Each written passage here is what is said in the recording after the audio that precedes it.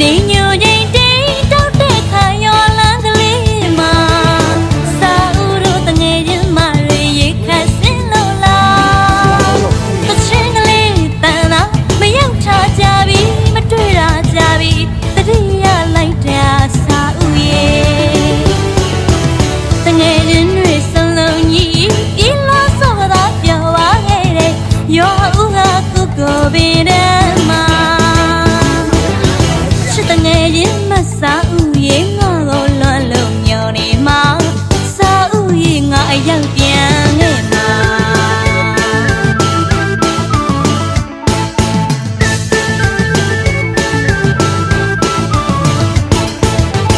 နေညိုရင်တိတ်တောက်တဲ့ခါရောလန်းကလေးမှာစာဦးတို့တငယ်ချင်းမတွေရိတ်ခတ်စင်လို့လားတချင်းကလေးတန်လာမရောက်ချကြပြီတွေ့တာကြပြီတတိယလိုက်တာစာဦးရဲ့တငယ်ချင်းတွေစုံလုံးကြီးဒီလိုဆိုတော့ပြောပါခဲ့တယ်ရောဦးကကိုကိုပင်တယ်မှာချစ်တငယ်ချင်းမစာဦးရဲ့ငါကိုလွန်လို့ညောင်းနေမှာစာဦးရဲ့ငါအရောက်ပြန်ခဲ့မှာ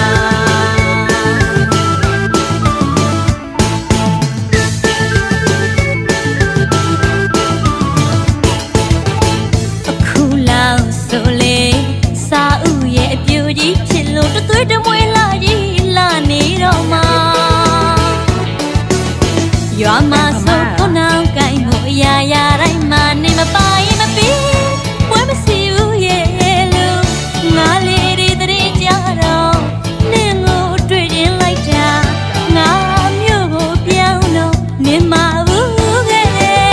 ရွာဦးကကိုကိုပေးတယ်မှာအမြဲအမြဲလွန်လို့နေမှာစာဦးရဲ့ငါအရောက်ပြန်ခဲ့မှာ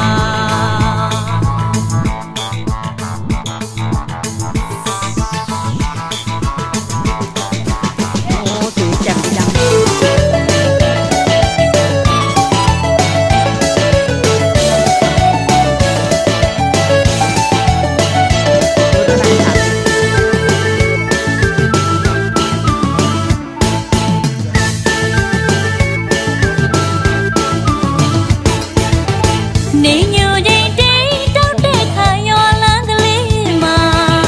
စာဦးတို့တငယ်ချင်းမတွေရိတ်ခတ်စင်လို့လား